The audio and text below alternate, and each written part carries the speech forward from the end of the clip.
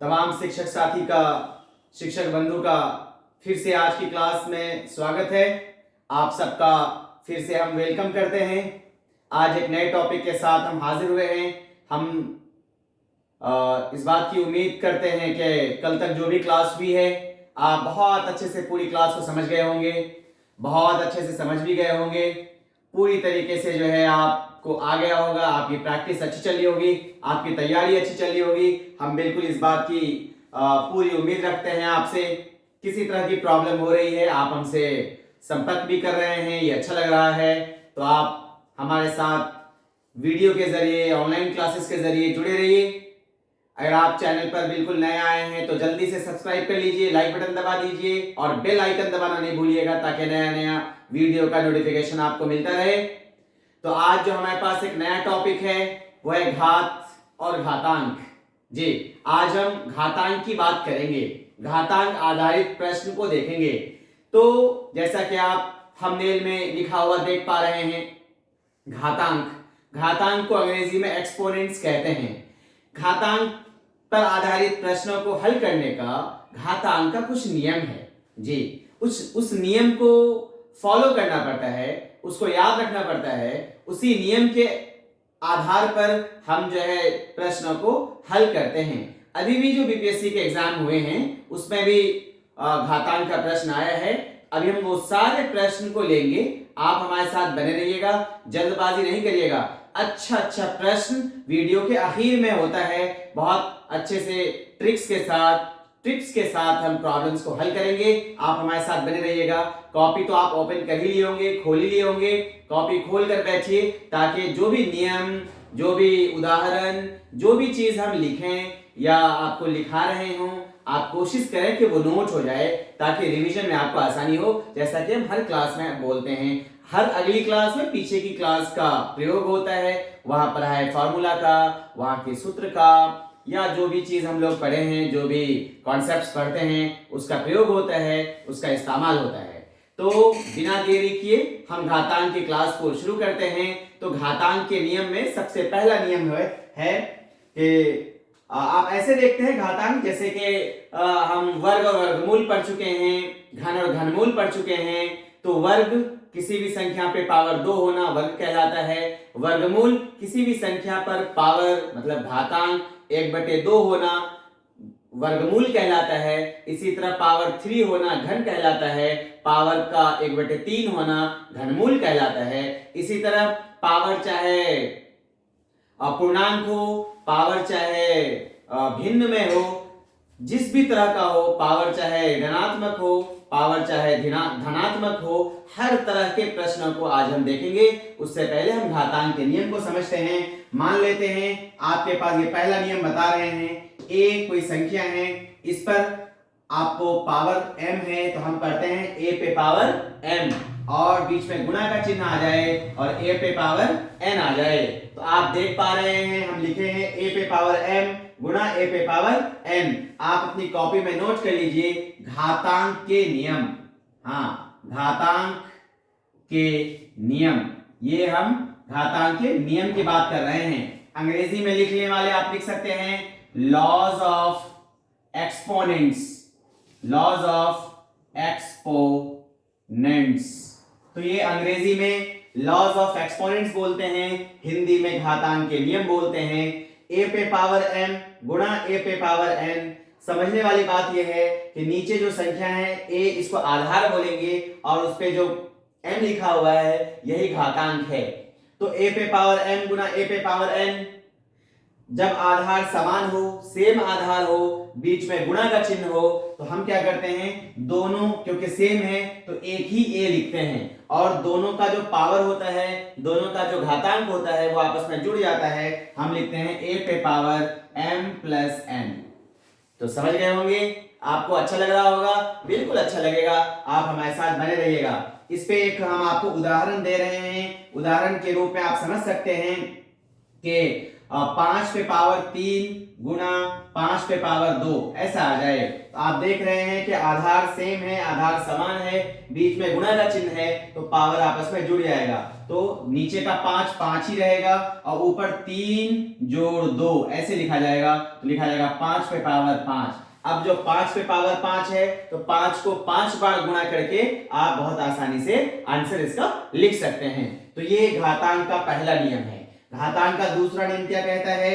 यदि a पे power m भागा हो बीच में और a पे पावर n आ जाए, देखिएगा आधार समान है, बीच में भागा का चिन्ह है और घात तो अलग अलग है ही है, अलग भी हो सकता है और घात सेम भी हो सकता है। घात सेम को बहस नहीं है, हमको देखना है आधार को। अगर आधार समान है, बीच में भागा का चिन्ह है, आप दोनों आधार के बदले एक ही a लिख लीजिए और गुणा होता है तो जोड़ते हैं, भाग होता है तो दोनों के पावर को घटा करके लिखते हैं m घटा n। इसका एक उदाहरण देख सकते हैं, ex से हम एग्जाम्पल बोलते हैं, ठीक है, और उदाहरण हिंदी में इसको बोलते हैं, हम लिख सकते हैं 5 पे पावर, मान लेते हैं कि 5 पे पावर आपने 3 लिखा और बीच में भागा का चिन्ह दे दिया, 5 पे पावर 2 लिख दिया, ठीक है। आप देख लीजिएगा, ध्यान से समझिएगा, आधार समान है, बीच में भागा का चिन्ह है, तो इसका पावर आपस में घट जाएगा। तो लिखा जाएगा 5 पे पावर 3 घटा 2, 5 पे पावर 1। तो 5 पे पावर 1 5 होता है, आप बराबर में 5 लिख सकते हैं। तो इसमें 7-8 नियम हैं, हम एक एक करके सारे नियम पे डिस्कस करेंगे। जब तक हमारे भाई बहनों को नियम याद नहीं रहेगा तो इस पे आधारित प्रश्न बनाने में बहुत दिक्कत होगी। एक एक करके सारे नियम को हम देखेंगे। अभी आप ये 2 नियम जल्दी से कॉपी में नोट कर लीजिए, हम तीसरे नियम पे बढ़ते हैं।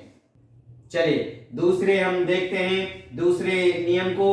a पे पावर m और उस पे पावर n है, तो आधार चाहे जो भी हो, उस पे जितना भी पावर होता है, ये m है, ये n है, आगे कोई भी और भी पावर हो सकता है, तो जितना भी पावर है ये सारे पावर आपस में गुणा हो जाता है। तो हम लिखते हैं a पे पावर m गुणा n, हाँ m गुणा n, ऐसे समझ लीजिए।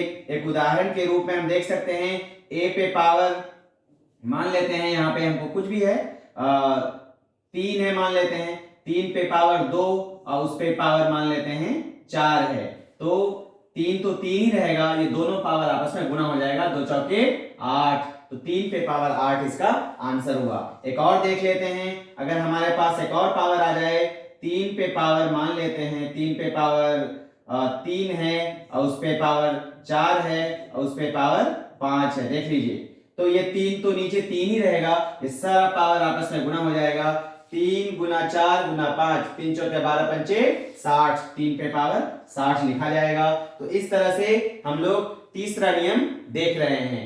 अब हम लोग दूसरे इस नियम को और आगे लेके चलते हैं। एक और नियम देखिएगा, हमारे पास जो दूसरा नियम है, इसके बाद देखिएगा चौथा नियम क्या कहता है कि अगर a बचे b और इस पे पावर हमारा m है, तो इससे पता ये चलता है कि ये जो पावर m है वो a पर भी आएगा और पावर m b पे भी आएगा, a पे भी पावर m और b पे भी पावर m, तो ये लिखा जाएगा a पे पावर m बटे b पे पावर m।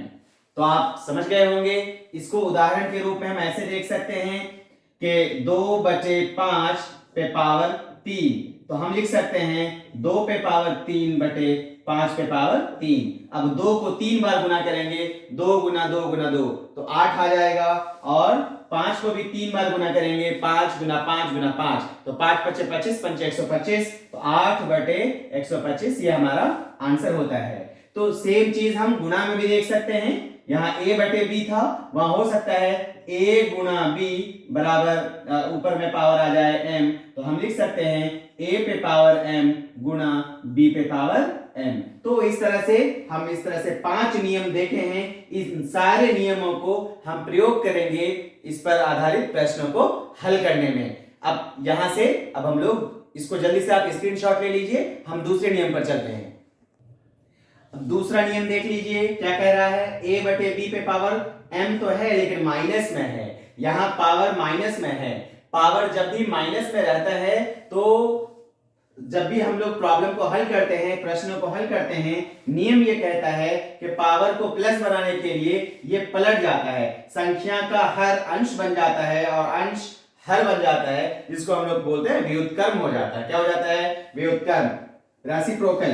तो ये b ऊपर हो जाएगा, a नीचे हो जाएगा, b बचे a पे पावर m लिखा जाएगा। पावर नहीं पलटेगा, याद रखिएगा। अक्सर लोग यहां गलत कर जाते हैं, यहां भी पलट देंगे और m को भी पलट देंगे, नहीं, बल्कि बस माइनस प्लस हो जाएगा।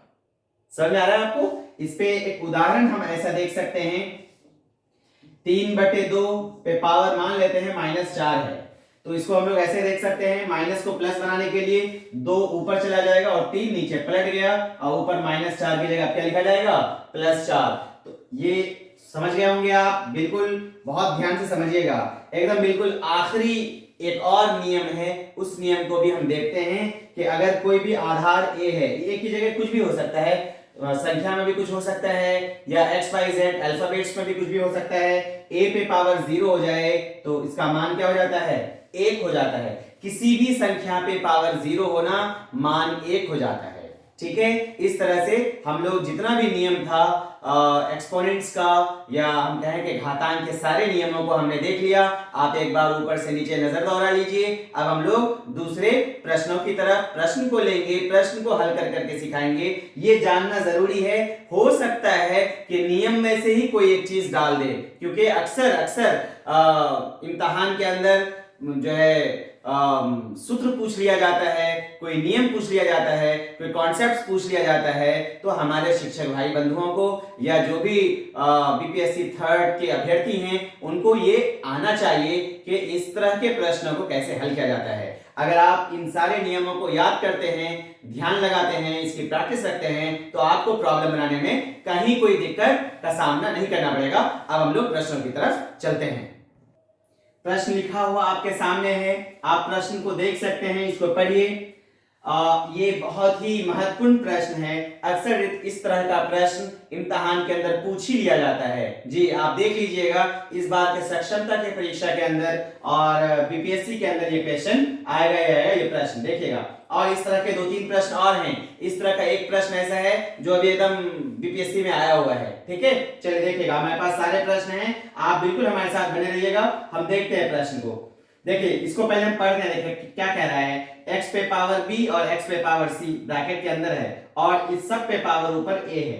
सेम यहाँ है, x पे पावर c, x पे पावर a है, और पूरे पे पावर b ऊपर लिखा हुआ है। x पे पावर a और x पे पावर b है, और उधर c लिखा हुआ है। तो आप ये समझ गए होंगे। बस नियम लगाएंगे कि घातांक का नियम क्या कहता है। घातांक के नियम के हिसाब से हम क्या करेंगे, देखिए पहले ब्रैकेट के अंदर में देखिएगा, आधार सेम है, बीच में भागा का चिन्ह है ना, बटे तो भागा ही है। तो घातांक के मामले में क्या होगा बताइए? जाहिर है हम नियम पढ़े, दूसरा नियम याद करिएगा घातांक का, कि आधार समान हो, बीच में भाग हो, तो इसका पावर आपस में घट जाएगा, तो लिखा जाएगा x पे पावर b माइनस c, और इन सब पे पावर a है। देख रहे हैं ना, इन सब पे पावर a है। तो अब इसको फिर जिस तरह से इसको लिखे उसी तरह इसको भी लिखेंगे, x पे पावर c माइनस a और इस पे पावर b। फिर सेम इसको लिखेंगे, x पे पावर a माइनस b और इस पे पावर c। लिख दिया? अच्छा, अब आप फिर और आगे का नियम याद रखिए, पावर पर पावर, पावर पर पावर क्या होगा? गुणा होगा। तो हम क्या करेंगे, x पे पावर इन दोनों को गुणा करेंगे, तो a b और c दोनों से गुणा होगा, तो क्या लिखा जाएगा बोलिए? ab माइनस ac, बीच में गुणा। अब फिर यहां पे कर दीजिए, x पे पावर b और c दोनों से होगा, तो लिखेंगे bc minus ab। Very good, सुनिएगा, x पे पावर ab c से गुणा होगा, तो ac माइनस bc। यहां तक समझ में आ गया होगा आपको? जी वेरी गुड, बहुत अच्छा। सुनिएगा, अब फिर देखिए नियम के हिसाब से सबका आधार समान है, बीच में गुणा का चिन्ह है, तो हम क्या करेंगे बताइए? सबका आधार समान है, बीच में गुणा का चिन्ह है, तो हम क्या करेंगे, बस हम एक ही आधार लिखेंगे, सबके घात को जोड़ देंगे। यही है नियम कि आधार समान हो, बीच में गुणा का चिन्ह हो, तो पावर जुड़ता है, तो जोड़ देंगे। लिखेंगे ab माइनस ac जोड़ bc माइनस ab जोड़ ac माइनस bc। हो गया। अब आप देखिए, ये पावर x पर ये सारा पावर है, सब जुड़ गया आपस में। अब ए बी प्लस में है और ए बी माइनस में है, ये कैंसिल हो गया, कट गया। ए सी माइनस में है, ए सी प्लस में है, ये कट गया। बी सी प्लस में है, बी सी माइनस में है, कट गया। देखिए सारा ऊपर में जो भी था सारा पद आपस में कैंसिल हो गया, तो क्या बचा बताइए? जीरो बचा। जब कुछ भी नहीं रहा ऊपर तो क्या रहा? जीरो। एक्स पे पावर जीरो। अभी हम जब घातांक के नियम पढ़ रहे थे हम आपको बताए थे सबसे लास्ट वाला नियम कि किसी भी संख्या पे पावर जीरो हो जाए उसका मान एक होता है, तो जाहिर है इसका मान क्या आएगा? एक। तो आप देखिए आंसर क्या है? एक जी।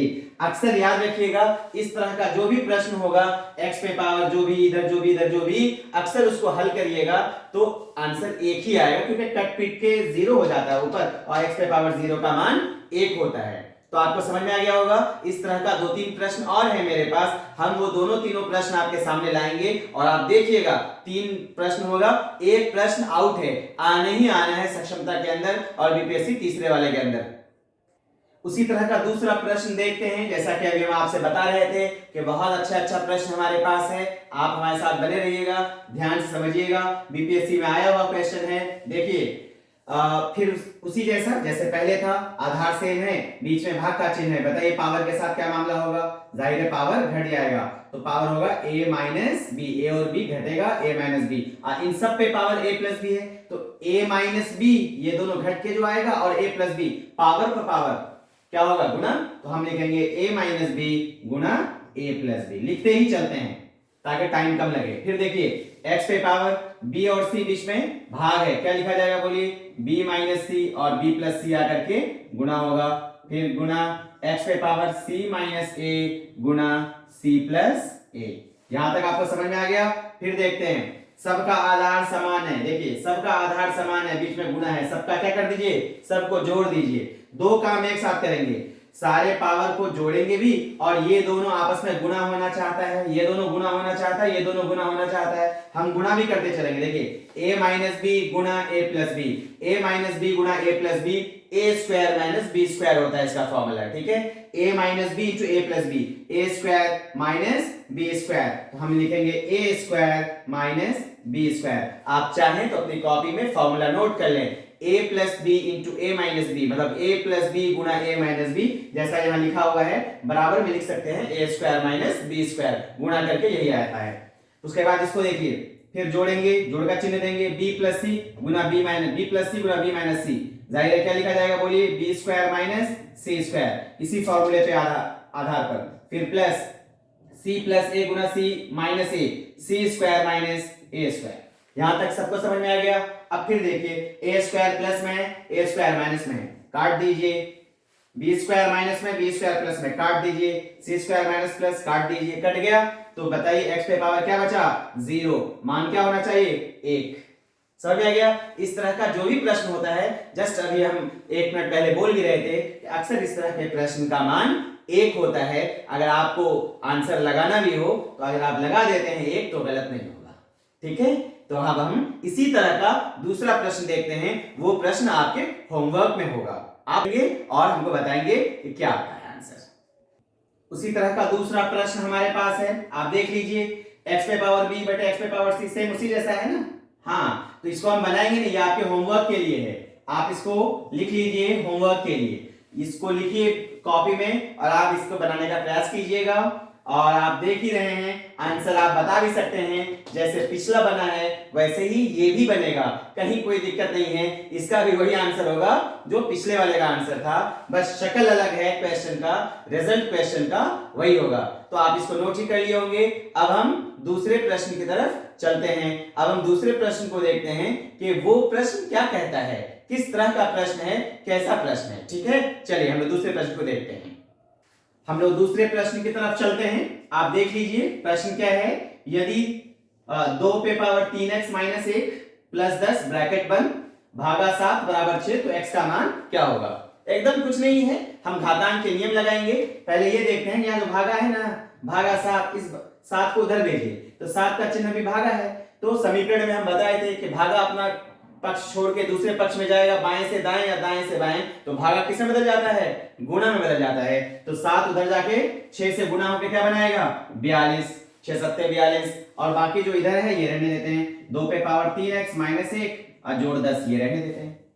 अब जो 10 जिसका चिन्ह जोड़ का है ये प्लस में है, उधर जाएगा तो माइनस में होगा, तो 42 में 10 माइनस होगा, कितना होगा 32, और इधर क्या बचा बोलिए 2 पे पावर 3x माइनस 1 हो गया। अच्छा अब देखिए क्योंकि हमको x का मान चाहिए, x अभी पावर में है, कहां पर पावर में, तो देखने वाली बात ये होगी कि LHS मतलब बाएं साइड में आधार जो है आधार 2 है, तो RHS मतलब दाएं साइड में राइट हैंड पे भी आधार 2 होना चाहिए। 32 को इस तरह से घातांक के रूप में लिखिए कि उसका आधार 2 हो, मतलब 2 पे कितना पावर डालेंगे कि 32 होगा, तो हम 32 का गुणनखंड करेंगे।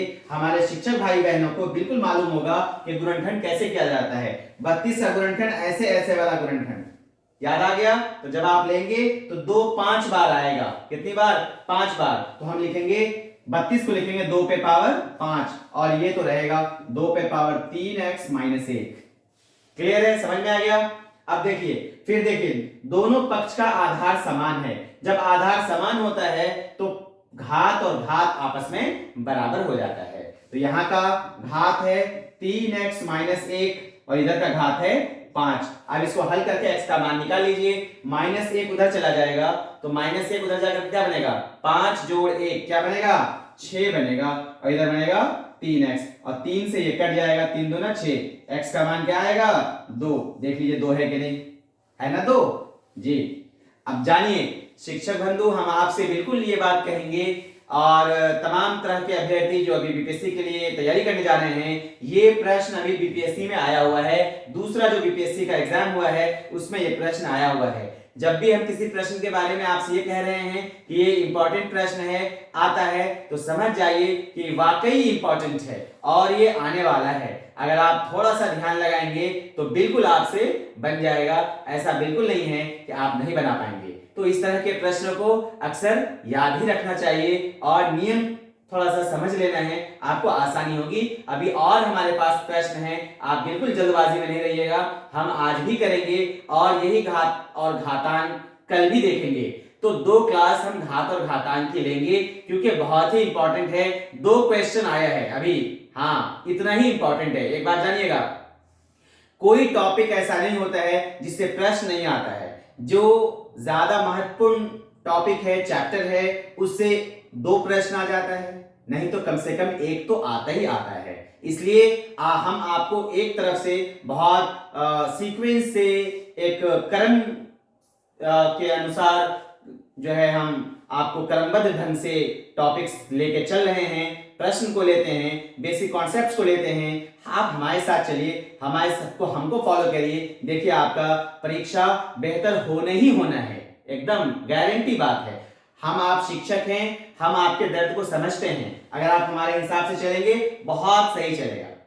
तो अब हम आपके सामने दूसरे प्रश्न को लाते हैं, उस पर सोच विचार करते हैं कि दूसरा प्रश्न कैसे हल होगा। चलिए अब हम लोग दूसरे प्रश्न को देखते हैं, बड़े ध्यान से समझिएगा। देखिए 3 पे पावर 4x माइनस 2 और इधर है 729। जैसा कि पिछले हम आपको प्रश्न में बता रहे थे कि जब आधार इधर 3 है और x का मान निकालना है, x घात के रूप में लिखा हुआ है, तो आधार अगर 3 है तो इस साइड का भी आधार 3 होना चाहिए जी। पावर चाहे कुछ भी हो जाए लेकिन आधार 3 होना चाहिए। तो हम देखेंगे कि आधार 3 लाने के लिए 729 को कैसे लिखेंगे कि 3 पे पावर जितना भी लें लेकिन होना चाहिए 729। कैसे लिखेंगे, फिर उसी तरह गुणनखंड विधि से इसको तोड़ेंगे।